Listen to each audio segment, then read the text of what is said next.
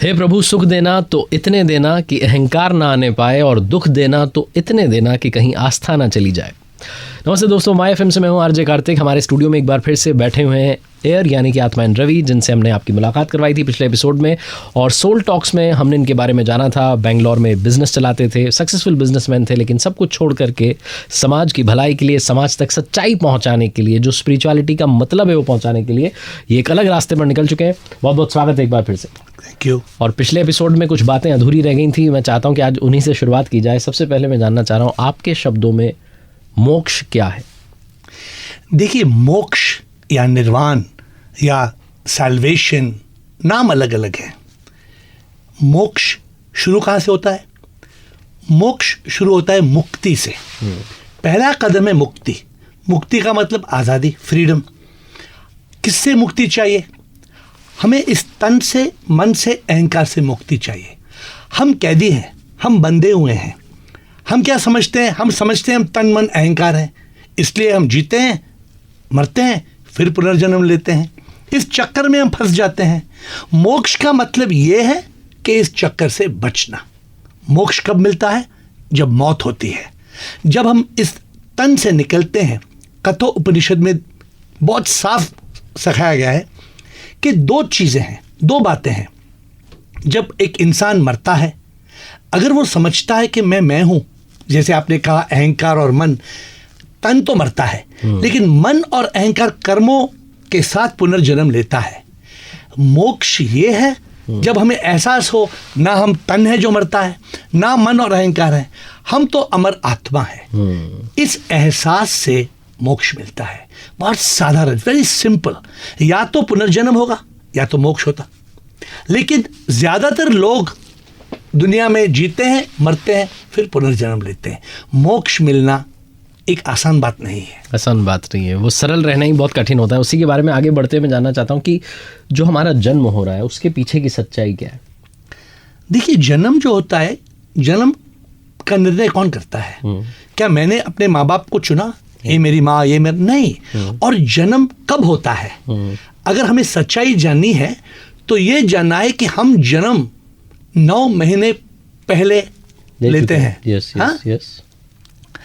ये सच्चाई लोग नहीं जानते हैं। ये सच्चाई क्या है कि जब 2 कण एक कण बनते हैं, शरीर तो बाद में आता है। राइट। हम समझते हैं हम ये शरीर है, नहीं। और हमारा जन्म क्यों होता है? क्योंकि हमारे कर्म बचे हुए हैं। जिसके कोई कर्म नहीं है उसका कोई जन्म होगा नहीं। यस। जन्म और कर्म साथ साथ है। राइट। ये हमें समझना है। अगर हम कर्म से मुक्त हो जाएंगे तो पुनर्जन्म से भी मुक्त हो जाएंगे। This is the secret of birth. Right. अब मैं आपसे आगे बढ़ते हुए जानना चाह रहा हूँ कि क्या जो हमारे कर्म हैं, क्या हम उन्हें चेंज कर सकते हैं? बिल्कुल। लोग ये समझते हैं कि सब कुछ प्री डिसाइड, हाँ, जो हो रहा है हम कठपुतले हैं कि प्रभु ने हमें क्यों बनाया? फिर अगर सब कुछ हम मशीन की तरह हैं तो हम प्रभु ने हमें बनाया क्यों? हाँ, कर्म के 2 हिसाब हैं। एक हिसाब है जो हम जन्म लेते हैं, जो हमारे पिछले कर्म है उसके साथ हम जन्म लेते हैं। लेकिन जो हम अभी जीते हैं, हम कर्म करते हैं, वो एक अलग हिसाब है। 2 हिसाब हैं, जिसे हम कहते हैं ट्विन कर्मा। ये 2 हिसाब जुड़ के हमारा जीवन आगे निकलता है। तो जैसे ये कैसे समझना है? सपोज एक गाड़ी चला रहे हैं आप गाड़ी चला रहे हैं। क्या आप चुन सकते हैं आगे जाना है, पीछे जाना है, दाएं जाना है, बाएं जाना है, जल्दी जाना है, धीरे जाना है? आप चुन सकते हैं। You have the will power. Right. इंसान को चुनने का अधिकार है। लेकिन क्या आप रोड बदला सकते हैं? नहीं। जो रोड है, जो रास्ता है, वो तो बन चुका है। वो क्या है? जो रोड है वो पिछले कर्मों से बना है, वो हम नहीं बदला सकते। तो जिंदगी में जो होता है हम वो बदला नहीं सकते हैं, लेकिन जो हम करते हैं वो हम बदला सकते हैं। और जो हम करते हैं उसी करने से नया कर्म बनता है और जिंदगी आगे बढ़ती जाती है। एब्सोल्युटली। तो हम जो है अपने कर्मों को भी चेंज कर सकते हैं। अब मैं आपसे जानना चाहता हूँ, कैसे हम एहसास करें, अनुभूति करें प्रभु की? How do we realise God? अगर आप थोड़ा बताएं इसके बारे में। देखिए, हम प्रभु को ढूंढ रहे हैं, लेकिन हम नहीं जानते कि प्रभु कौन है, कहाँ है। एक हिरन है, वो कस्तूरी के लिए ढूंढते हैं।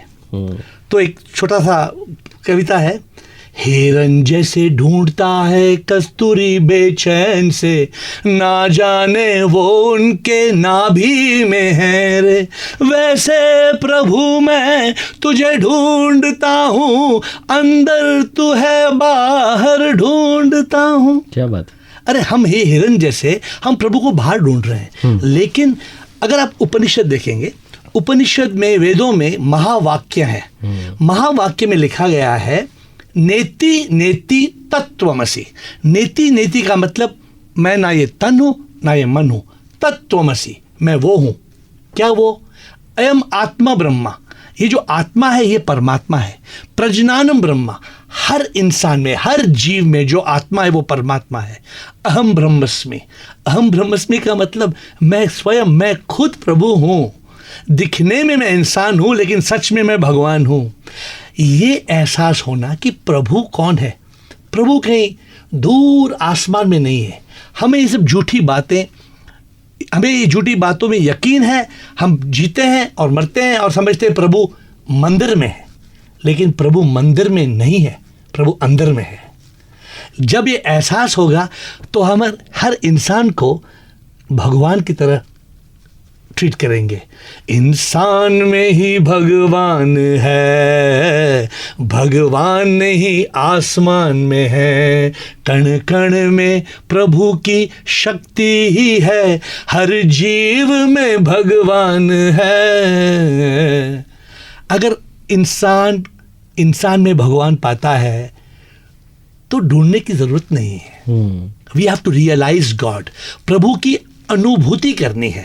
लोग क्या प्रभु को ढूंढ रहे हैं? लोग कहते हैं नहीं, कल रात को प्रभु मेरे सपनों में आए, कल रात में मुझे दर्शन मिला। ये सच्चा दर्शन नहीं है, ये तो मन का खेल है। प्रभु का कोई रूप नहीं, प्रभु का कोई नाम नहीं, प्रभु एक सर्वशक्ति है। हमें जानना है कि प्रभु एक व्यक्ति नहीं, प्रभु एक शक्ति है। क्या बात है, क्या बात है। तो इसी बात पर मैं आपसे जानना चाहता हूँ कि ये जो एनलाइटनमेंट है, जो अनुभूति है, कौन हमें रोक रहा है इसको पाने से? अनुभूति ये ऐसी हो जाती है, आंखों से कुछ दिखता ना है, महसूस सच हो जाता है, एहसास सच का हो जाता है।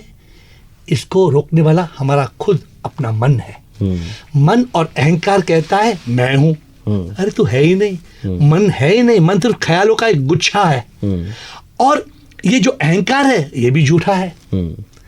तो हमें जो सच्चाई से, अनुभूति से, एनलाइटनमेंट से रोकता है वो हमारा खुद मन और अहंकार, इंग्लिश में मी बोलते हैं, माइंड एंड ईगो, मी, यही रोकता है।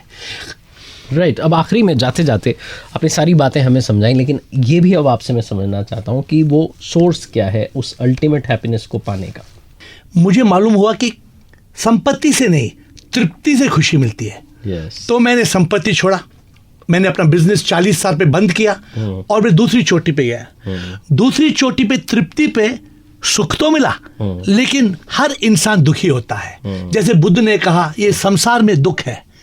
तो मैं अपने गुरु से पूछा, दादाजी हमें सुख कैसे मिलेगा? दादाजी ने कहा तुम तलाश में जाओ। और मैं पहली चोटी संपत्ति से छोड़ के, दूसरी चोटी तृप्ति को छोड़ के, मैं सबसे ऊंची चोटी पे पहुंचा, और वो चोटी है मुक्ति। वो मुक्ति तब मिलती है जब अनुभूति होती है। इसलिए मैंने सब कुछ छोड़ दिया और मैं एयर बन के दुनिया को ये दिखाना चाहता हूँ कि सच्चाई क्या है। देखिए, अगर आपको उस मंजिल तक पहुंचना है तो सिंपल, बहुत सरल बात है, पहले तलाश में जाइए।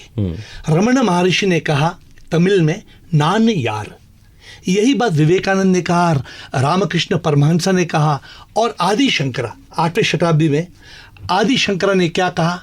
चिदानंद रूप शिवोहम शिवोहम।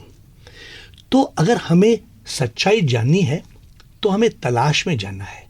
तलाश में जाके ये जानना है कि मैं कौन हूं।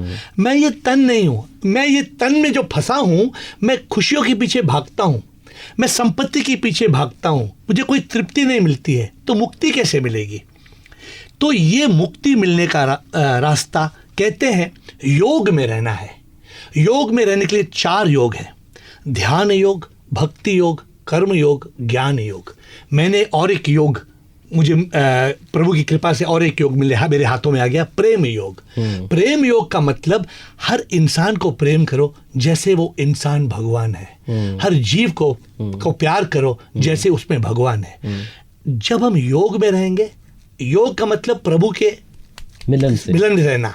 या तो हम योग में रहेंगे या तो हम भोग में डूबेंगे। अगर भोग में डूबेंगे, योग में नहीं रहेंगे। जो इंसान योग में रहता है, प्रभु के साथ जीता है, वो मुक्ति पाता है। वो एहसास करता है कि मैं ना तन मन अहंकार हूं, मैं तो आत्मा हूं। क्या बात है, क्या बात है। तो आपने सारी बातों का सार हमें समझा दिया कि हमें योग में रहना है, भोग में नहीं रहना है, उस रास्ते की तरफ चलना है। और एक बार चल देंगे तो मुझे लगता है मंजिल तक भी पहुंच जाएंगे। पहले हमें पथिक बनना होगा, पहले हमें वो राहगीर बनना होगा, पैसेंजर बनना होगा, अगर हमें उस ट्रेन में चढ़ना है। So thank you so much. आज के इस सोल टॉक्स के एपिसोड में बहुत सारे एनलाइटनमेंट हम तक लाने के लिए, बहुत सारी ऐसी बातें लाने के लिए जो हमारे अपनों के सबके काम की है। एक बार फिर से जाते आते आप लोगों से बस वही बात जो अक्सर कहता हूँ, सक्सेस के सिर्फ 3 तत्व जो मुझे समझ में आए, ऊपर वाले का आशीर्वाद, अपनी मेहनत और अपनों का प्यार। कर दिखाओ वो जैसा कि दुनिया करना चाहे आपके जैसा। सुनते रहिए माय एफएम। चलो आज कुछ अच्छा सुनते हैं। Once again thank you so much, बहुत बहुत धन्यवाद।